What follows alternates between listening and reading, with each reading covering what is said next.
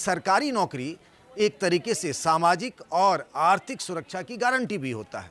UP में हाल ही में करीब 60,000 से अधिक पुलिस वालों की तो भर्ती हुई है, लेकिन सरकारी टीचर की भर्ती को लेकर अब भी सरकार की तरफ से कोई भरोसा नहीं दिया गया है। 2 दिनों पहले ही यूपी के मुख्यमंत्री योगी आदित्यनाथ ने बेसिक शिक्षा के एक कार्यक्रम में ये कहा था कि सरकारी स्कूलों में बच्चों, जो वहाँ बच्चे पढ़ते हैं और जो शिक्षक होते हैं, टीचर होते हैं, उनका जो अनुपात है, उनका जो रेशियो है, उसको मेंटेन किया जाना चाहिए, उसको बनाए रखना चाहिए। यूपी सरकार का ये दावा है कि ऐसा है अगर शिक्षा मित्रों की संख्या जोड़ दी जाए। क्या कहा यूपी के मुख्यमंत्री योगी आदित्यनाथ ने, पहले उसको सुन लेते हैं। हमारा प्रयास होना चाहिए कि हर विद्यालय में शिक्षक जरूर हो, छात्र और शिक्षक का रेशियो उसको हम हर हाल में मेंटेन करें, हर हाल में मेंटेन करें। ये बेसिक शिक्षा परिषद जिस दिन इस प्रक्रिया को प्रभावी ढंग से क्रियान्वित करेगा, यहां पे छात्रों की संख्या बढ़ेगी।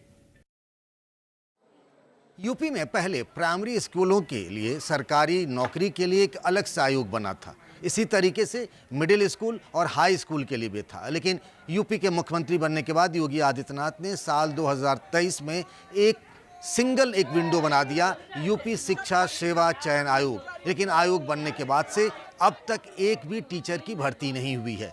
आज हम बात कर रहे हैं 2 लोगों से जो स्टेक होल्डर हैं।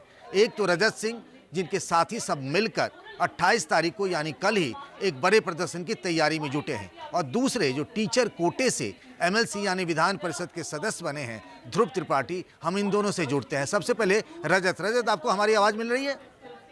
हाँ सर, आवाज आ रही है। सर्वप्रथम नमस्कार आपको।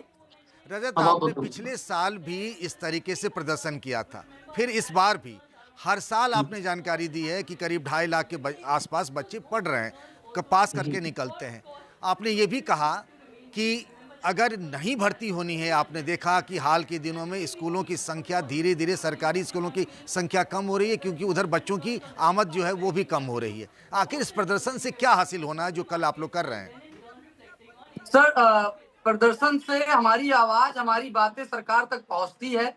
जब सूबे में 1,26,028 पद रिक्त हों और सरकार के पास पद रिक्त होते हुए भी भर्ती ना करे, तो ये जो हर वर्ष जो सरकार डीएलएड बीटीसी करा करके जो प्रशिक्षण दे रही है, बेरोजगार कहाँ जाएंगे? हर वर्ष परीक्षा नियामक द्वारा, सरकार के द्वारा 2,35,000 बच्चों को केवल प्रशिक्षित किया जा रहा है। जब इतनी बड़ी संख्या हर वर्ष आप 2,35,000 का बैच बनाएगा डीएलएड बीटीसी का, तो कहीं ना कहीं हर वर्ष 2.5 लाख लोग समथिंग बेरोजगार होते जाएंगे। और यहाँ तक ये बातें नहीं है कि बेसिक विभाग में पद बहुत सारे खाली है सर। मैंने आपको दिए गए प्रमाण के तहत आपको बताया सर कि केंद्रीय शिक्षा मंत्रालय ने खुद आंकड़ा पेश किया है, खुद डाटा दिया है कि उत्तर प्रदेश में 1,26,028 पद रिक्त है। और साथ ही साथ सर 7 वर्षों से भर्ती उत्तर प्रदेश में नहीं आई है। 2018 मतलब 69,000 भर्ती के बाद कोई भर्ती उत्तर प्रदेश में नहीं आई है। और जो सरकार झूठा पुलिंदा बना रही है कि 68,500 और 69,000 भर्ती सरकार ने दी है, ये दोनों भर्तियां शिक्षा मित्रों की समायोजन की सीटें थी, जो सरकार उसको बताती है कि ये भर्ती हमने विज्ञापन निकाला है। एक तरफ इन्होंने कहा है कि शिक्षा मित्रों को